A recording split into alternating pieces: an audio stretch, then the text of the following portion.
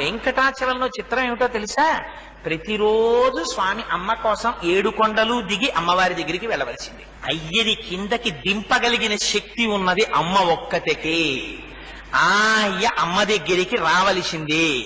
మిగిలినప్పుడు అయ్యవారు చాలా హడావిడిగా ఉంటారేమో కానీ అమ్మ దగ్గరికి వచ్చినప్పుడు మాత్రం పరమ ప్రశాంతంగా ఉండవలసింది.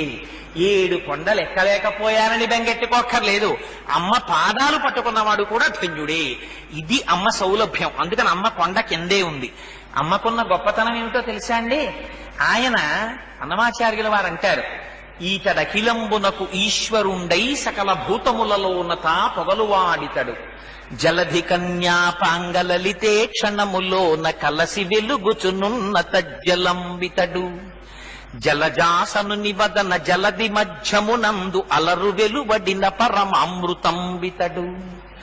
సరివోని సురత సంపదల నింతుల చేత వరవధూపతికి పరమైన ఇతడు. ఈతడఖిలంబునకు ఈశ్వరుండై సకల భూతములలోన తాపగలు వాడితడు. తిరువేంకటాచలాధిపుడు తానై ఉండి పరిపాలనము చేయు భారకుండితడు. అంతటి మహనీయమూర్తి ఆయన. తిరువేంకటాచలాధిపుడై అంటే నాకు పాటలు పాడడం రాదు, అందుకని ఏదో ఆనందం కొద్దీ అనేశాను. కానీ ఆయన తిరువేంకటాచలాధిపుడు తానయ్యుండి పరిపాలనము చేయు భరకుండితడు. ఆ అమ్మ చేత్తో పెట్టిన అన్నం ఉందే, అమ్మ దయ అంటే ఏమిటో తెలుసా అండి? అమ్మ కారుణ్యం అంటే ఏమిటో తెలుసా? అందుకే అమ్మవారి గురించి చెప్తే వెంకటాచలంలో ఒక్కటే మాట చెప్తారు. అమ్మా నువ్వేమిటో తెలుసా? ఈశానాం జగతోస్య వెంకటపతేర్విష్ణో పరాం ప్రేయసీం తద్వక్షస్థల నిత్యవా సరసికాం తక్షాంతి సంవర్ధినీం పద్మాలంకృత పాణి పల్లవయుగాం పద్మాసనస్తాం శ్రియం వాత్సల్యాది గుణోజ్వలాం భగవతీం వందే జగన్మాతరం. అమ్మా నువ్వు మా అమ్మవమ్మా, నువ్వు మాకే అమ్మవి కాదు, ఈ అన్ని జగములకు నువ్వు తల్లివి. అందుకే అమ్మని చూడండి ఒక్కసారి తిరుచానూరులో. మీరు ఆ తిరుచానూరు రాజద్వారం దాటి మెట్లు దిగుతుంటే ఎదురుగుండా బలరామకృష్ణుల సన్నిధానం ఉంటుంది. మీరు ఆ దర్శనం టిక్కెట్ కొనుక్కుని కుడి చేతి పక్కకి వెళ్ళి ఏ ప్రత్యేక ప్రవేశం అయితే అక్కడ ఉండేటటువంటి ద్వారంలోంచి లోపలికి వెళ్ళి ఆ రాజద్వారం దాటుతుంటే పైన లక్ష్మీ దివ్యైర్ గజేంద్రైర్ మణిగణకచితై స్థాపితా హేమ కుంభై నిత్యం సా పద్మహస్తామ వసతు గృహే సర్వమాంగళ్యయుక్తాం అన్నట్టు ఏనుగులు పద్మకింజల్కములతో కూడినటువంటి స్వర్ణ కుంభములను చేత్తో పట్టుకుని అభిషేకం చేస్తుంటాయి. అది దాటి రాజద్వారం దాటి లోపలికి వెళ్ళండి.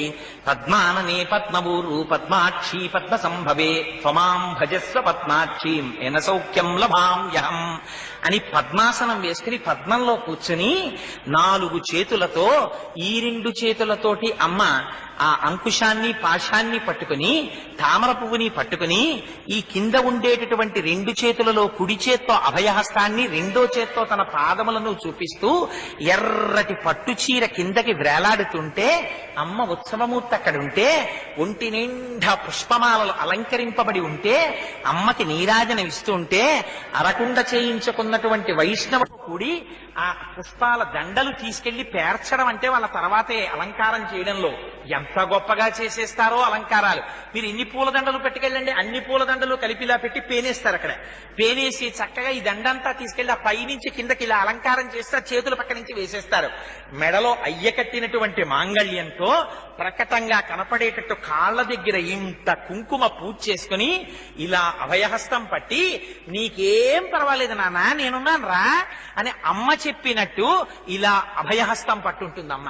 ఆ అమ్మని చూడగానే ఇలా 2 చేతులు కైమోడ్చి నమస్కరించేయవలసింది. భట్టర్లు అంటారు అందుకే అమ్మ ఇది ఎంత కారుణ్యం అమ్మా నువ్వు.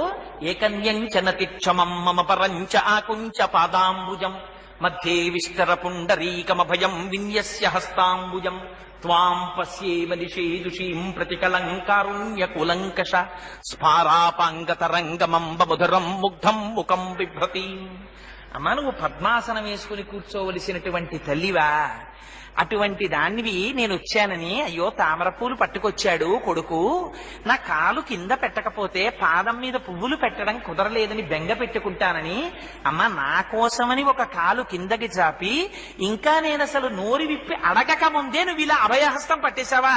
అమ్మ నాకు ఎక్కడ దొరుకుతారమ్మా నీలాంటి అమ్మ? ఎంత అదృష్టమమ్మా! నా అమ్మని చూసుకుని పరవశించిపోతారు భక్తులు. అటువంటి తల్లి ఆ తల్లి. ఆ అమ్మ కారుణ్యం మీకు బయటికి వచ్చేది ఎక్కడో తెలుసా అండి? అన్నమాచార్యుల వారిని నా దృష్టిలో ముందు ఆదుకున్నవాడు మా స్వామి కాడు, మా అమ్మ ఆదుకుంది. ఎందుకని? పొరపాటు జరిగితే దిద్ది అయ్యవారి హక్కును చేరుస్తుంది మా అమ్మ. ఆయన ఎంతమంది చేస్తాం ఆ దర్శనం? రైలు దిగితే గబగబా భీమాస్వేపు పరిగెత్తుకుపోతారు అలాంటి వాళ్ళు, టిఫిన్ కోసం కాఫీ కోసం. అదే అన్నమాచార్యుల వారైతే ఆ కొండల్ని చూడగానే అదిగో అల్లదివో శ్రీహరివాసము 10,000 శేషుల పడగలమయము అని శేషుడిగా దర్శనం చేశారు. అన్నమాచార్యుల వారి సంకీర్తన వినపడితే అమ్మవారు పొంగిపోతారు, అయ్యవారు పొంగిపోతారు. మీకు ఒక ఆశ్చర్యకరమైన విషయం చెప్పనండి. అసలు నిద్రపోవడం అలవాటు లేనటువంటి వెంకటేశ్వర స్వామి వారు, అన్నమాచార్యుల వారు తన 2 భార్యలతో ఉయ్యాలలో స్వామివారిని పడుకోపెట్టి అటువైపు భార్యలు ఇటువైపు ఆయన కూర్చుని జోవచ్యుతానంద జోజో ముకుంద అని ఆ కీర్తన పాడుతూ ఉయ్యాల ఊపితే కనురెప్ప వెయ్యడం అలవాటు లేని స్వామి నిద్రపోయేవాట. ఆయన ఆధ్యాత్మ సంకీర్తనలు పాడితే పద్మావతీదేవి వెళ్ళి అడిగింది అన్నమాచార్యుల వారిని, అన్నమయ్య ఏమిటయ్యా ఈ సంకీర్తనలు? నువ్వు చెప్పిన ఆధ్యాత్మ సంకీర్తనలు విని వెంకటేశ్వర స్వామి వారికి వైరాగ్యం వస్తోంది, నా వైపు శృంగారంగా చూడ్డం మానేశాడయ్యా, 2 శృంగార సంకీర్తనలు చెప్పవయ్యా అంది తల్లి. అంటే అప్పుడు పలుకుతే నెల తల్లి పవళించెను కలికితనమున పతిని కలసినది కానా అని సంకీర్తనం చేశారు. ఎంత దర్శనం చేశారో తెలుసా అండి అన్నమాచార్యులు వారు? భక్తి అంటే అది భక్తి. అలరులు కురియగా నడనదే అలకుల కులుకుల అలమేల్మంగ అంటారు. ఆ తెర అడ్డు పెట్టి ఆ తెర వెనక నాట్యం చేస్తుంది అమ్మవారు. ఆవిడ చెలికెత్తెలు ఆ తెరని పట్టుకుంటారు అటు ఇటు. ఎన్ని రకాలుగా నాట్యం చేసిందో, ఎన్ని భంగిమలు పెట్టిందో, ఆ తెరచాటు నుంచి అమ్మవారి నాట్యం చూసిన ఇంత వెంకటాచలపతి కూడా పొంగిపోయి సంతోషపడిపోయి వెళ్ళి బిగియాల కౌగిలించుకున్నారు అమ్మవారిని. ఇది అమ్మా నాన్నల్ని దర్శించడంలో ఉండేటటువంటి ఆర్షమైన సంస్కృతి. ఇది అన్నమాచార్యుల వారికి ఇంత దర్శనం ఎక్కడి నుంచి జరిగింది? అమ్మ అమ్మే. ఎంత చిత్రమో తెలుసా అండి? నేను అప్పుడప్పుడు చెప్తూ ఉంటాను ఈ మాట. దాశరథి రంగాచార్యులు గారు ఎంత గట్టి కీర్తన రాసేశారంటే అమ్మవారి మీద, రామదాసు గారు వాడారు అలాగే. రామదాసు గారిని ఖైదులో పెడితే పలుకే బంగారమాయేరా అని, ఏమయ్యా స్వామి అసలు నాతో మాట్లాడవా, ఈ పలుకు బంగారం అయిపోయిందన్నారు. ఇక్ష్వాకుకుల తిలక ఇకనైనా పలుకావు రామచంద్ర నిలదీశారు. ఏమయ్యా నువ్వు నాతో మాట్లాడటం లేదన్నారు. ఇంకా అది అయిపోయిన తర్వాత, అమ్మా రామచంద్రులు మాపై చలము చేసినారు సీతమ్మ చెప్పావమ్మా. రాముడికి కోపం వచ్చిందమ్మా, అమ్మ చెప్పమ్మా నాన్నగారితోటి అని పాడుకున్నారు. ఇంకా రాముడు కరుణించకపోతే చికాకేసి, ఈయనతో ఎలా సంసారం చేస్తున్నావు మనువు అని అడిగారు సీతమ్మని. అడిగి నన్ను బ్రోవామని చెప్పావే సీతమ్మ తల్లి అని అమ్మవారి మీద కీర్తన చెప్పారు. భక్తులందరూ అమ్మ పాదాలు పట్టుకుని అయ్య దగ్గరికి వెళ్ళిన వాళ్లే. దాశరథి రంగాచార్యులు గారు రాసినటువంటి పాట మాత్రం నిజంగా ఆ పాట చదివినప్పుడల్లా నా మనస్సు ఉర్రూతలుగిపోతుంది. నిజంగా ఎంత గడుసు పాట రాశారండి ఆయన. నిజంగా నడిరేయి ఏ జాములో స్వామి నిలుచేర దిగివచ్చును, తిరుమల శిఖరాలు దిగివచ్చును. ఆయన రోజు అమ్మ 7 కొండలు దిగొస్తారు కదా నీ దగ్గరికి. వచ్చినప్పుడు అమ్మ నువ్వు ఒక్క ఉపకారం చెయ్యాలమ్మా. ఏమిటా ఉపకారం అంటే, నా గురించి ఒక్కసారి స్వామితో చెప్పాలి. ఎప్పుడు? ఆయన ఇంటికి రాగానే తలుపు తీసి, ఏమండా కోటేశ్వరరావు తినేస్తున్నాడు అని చెప్పకే అమ్మా, ఆయన విసుక్కుంటాడు. అప్పుడే వచ్చాడు కదా, నువ్వు ఎప్పుడు చెప్పాలో తెలుసా? పతిదేవు ఒడిలోన మురిసేటి వేళ, స్వామి చిరునవ్వు వెన్నెలలు కురిసేటి వేళ, నువ్వు నీ తల అయ్యవారి ఒళ్ళో పెట్టుకుని పడుకుంటే నీ ముఖారవిందం చూస్తూ వెంకటేశ్వర స్వామి వారు పరవశించిపోతూ సంతోషంగా చిరునవ్వులు నవ్వుతున్నప్పుడు ఆ చిరునవ్వులు అనేటటువంటి వెన్నెలలు నీ ముఖాన పడుతుంటే, ఏమండి ఆ కోటేశ్వరరావు సంగతి ఏం చేశారండి అని అడుగమ్మా అనాలట. అంటే అప్పుడు అంటే అమ్మవారు అంటుంది కదా, ఏమిరా నేనప్పుడు అడగాల, ఏం నువ్వే అడగచ్చు కదా మీ నాన్నగారిని అంటుంది. అలా అంటే వెంటనే దాశరథి గారి సమాధానం చూడండి ఎంత విచిత్రమో. 7 శిఖరాలు నేనెక్కలేను, వెంకన్న పాదాలు దర్శించలేను, నా కష్టాలు వివరించి స్వామికి చెప్పుకోలేను. అందుకనమ్మా నువ్వేం చెయ్యాలి? స్వామిని నిలదీసి అడగాలి. ఆ కోటేశ్వరరావుకి ఎందుకు చేయరు ఉపకారం? ఆ కొండ మీదకి రాలేదు, నీ దర్శనం చేయలేదు, 10 మాటలు వచ్చి మీ దగ్గరికి రాలేదనే. కలవారినే కాని కాపాడలేడా, కన్నీటి వ్యధలేవి పట్టించుకోడా, కన్నీటి బ్రతుకుల కనలేని నాడు స్వామి కరుణామయుండన్న బిరుదేలనమ్మా. ఈయన అడగట, అడగవే మాయమ్మ అనురాగవల్లి, అడగవే మాయమ్మ అలమేలుమంగ అని నడిరేయి ఏజాములో స్వామి నిలుచేర దిగివచ్చును. ఎంత గడుసుతనం అండి! అమ్మ వాత్సల్యం అటువంటిది, లొంగిపోతుంది అమ్మ. ఇది ఎంత రహస్యంగా చెప్పారో తెలుసా అండి అన్నమాచార్యులు వారు. అమ్మవారి మీద కీర్తన చేస్తూ ఇన్ని రాసులయునికి ఇంటి చెలువపు రాసి అని ఒక కీర్తన రాశారు. నిజంగా నాకు ఆ కీర్తన వింటుంటే ఇంత కఠినమైన నా మనస్సు కూడా కరిగిపోతుంది. అందుకే ఎంత గొప్ప పాటని. మన్మూర్ధ్నికాళియపనే వికటాట వేష శ్రీ వెంకటాద్రిశిఖరే శిరసశ్రుతీనాం చిత్తేప్యనన్య మనసాం సమమాహితౌతే శ్రీ వెంకటేశ చరణౌ శరణం ప్రపద్యే. పోని స్వామి నీ పాదాలు నా మనస్సు మీద పెట్టు అని అడగడం కాదు. ఎంత గడుసుతనమో చూడండి. స్వామి నీకు బాగా కఠినంగా ఉన్న వాటి మీద పాదాలు పెట్టడం అంటే ఇష్టం కదా. మన్మూర్ధ్నికాళియపనే, ఒకనాడు ఆ 100 పడగలున్నటువంటి కాళీయుడి యొక్క శిరస్సు మీదకి ఎక్కావు, తోక చేత్తో పట్టుకున్నావు. యమునా వీచి మృదంగ వజ్రములు మ్రోజం తీర గోపౌ ఘర్ష మనోజ్ఞధ్వనితంబు గేయముగ జించత్కాళి కవ్యాళి రంగ మహాతరంగ తలంగునం పటుగతిన్ గంజాక్ష నిర్మర్దనాక్షము హుజ్జాత్వత భీమమై పరగ దివ్య శ్రేణి చూచెందివి వెస దామోదరు పాదగాదనకతుల్ వేవేల సందంబులన్ ప్రసభాటోపమచూపపాపన భృచ్చటామండలంబ సహంబై పగిలెన్ మడుల్ చెదరగా నాశ్యంబులన్ శోణిదవ్యసకం దంష్టల్ నుగ్గుగాగా గ్రలవహ్నిజ్వాలికల్ వెల్వడం. అలా తాండవం చేశావు కదా కాళీయుడి మీద. ఎవరైనా పావు తల మీద నాట్యం చేస్తారా? నువ్వు నాట్యం చేశావు. మన్మూర్తిని కాళీయపనే వికటాటవీషు శ్రీ వెంకటాద్రిశిఖరే శిరసశ్రుతీనాం. ముళ్లతో పొదలతో దుప్పులతో నిండి ఉన్నటువంటి వెంకటాచల శిఖరాల మీద నీ పాదాలు పెట్టావు. వెంకటాచల శిఖరము కన్నా కఠినమైనది, పావు తల కన్నా ప్రమాదమైంది. నా దగ్గర ఒకటి ఉంది చెప్పనా, నీకు అలాంటివి ఇష్టం కదా నా మనస్సు, దాని మీద కూడా పెట్టుకొని పాదాలు అని అడిగారు. ఎంత గడుసుగా అడిగారో చూడండి. అందుకని మన్మూర్ధిని కాళీయపడే వికటాటవీషు శ్రీ వెంకటాద్రిశిఖరే శిరసశ్రుతీనాం చిత్తేప్యనన్య మనసాం సమమాహితౌతే శ్రీ వెంకటేశ చరణౌ శరణం ప్రపద్యే. అటువంటి వాడు కదా. అందుకని అమ్మ పాదాలు పట్టుకోవడంలో అన్నమాచార్యుల వారు చూపించినటువంటి వైభవం చూడండి. ఇన్ని రాసుల యునికి ఇంటి చిలువపు రాసి. అమ్మా నిన్ను చూస్తుంటే నాకు రాసులన్నీ జ్ఞాపకానికి వస్తున్నాయమ్మా. 12 రాసులు అన్నారు. అన్నమయ్య ఎలా జ్ఞాపకం వస్తున్నాయి అంది అమ్మ. అడిగితే ఎంత గడుసుగా మాట్లాడారో తెలుసా అండి. అమ్మా నీ కళ్ళు చూస్తే చాపల్లా ఉంటాయి, అందుకని మీనరాశి. నీ వాడి గోళ్ల సతికి వృశ్చిక రాశి, తిన్నని వాడి గోళ్ల సతికి వృశ్చిక రాశి. ఆ గోళ్లు వాడిగా తెల్లగా మెరిసిపోతుంటాయి వేళ్లు, అది చూస్తే నాకు వృశ్చిక రాశి గుర్తొస్తోంది.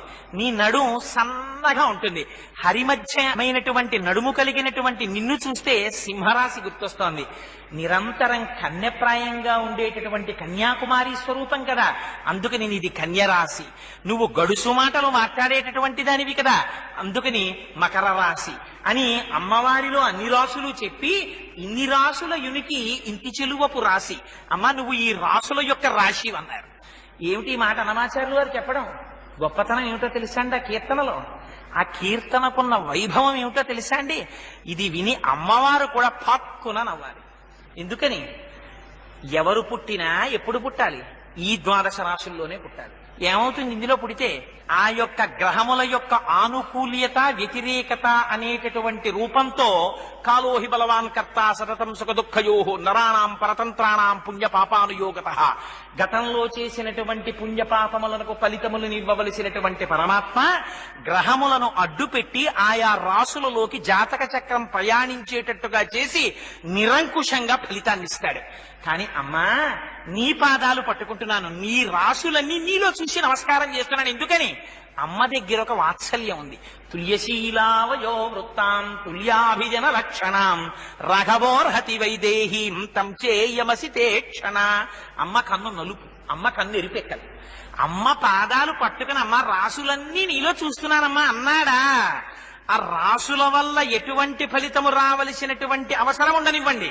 అమ్మ దగ్గర ఒక గుణం ఉంది. పరాశర భట్టర్లు శ్రీగుణరత్న కోశంలో చెప్తారు, ఐశ్వర్యమక్షర గతిం పరమం పదం వా కస్మైచితంజలి భరం వహతే వితీర్య అస్మైన కించితుచితం కృతం నిత్యధాంబ త్వం లజ్జసే కదయకో యుజార భావ జ్ఞానక్రియా భజన సంపత కించనోహం ఇచ్ఛాధికార శకనానుశయా అనభిజ్ఞ అంగాసి దేవి యువయోరపి దుస్సహాని బధ్నామి మూర్ఖచరిత తవదుద్భరోస్మి యుక్త్యుక్తికైతవశతేన విడంబయామి తానంబ సత్యవచస పురుషాం పురాణాం యద్వానమే భుజబలం తవ పాద పద్మ లాభే త్వమేవ శరణం విధికృతాసి శ్రీరంగే శరదశతం సహస్రుద్గర్వేణ నిష్కంటకం నిర్దుఃఖం శశఖం చ దాస్య రసికాం భుక్త్యా సమృద్ధిం పరాం యుష్మత్పాద సరోరుహాంతర రజస్వామత్వం అంబాపిత సర్వం ధర్మమపి త్వమేవ భవనస్మీకురకస్మాత్ కృపాం అంటారు.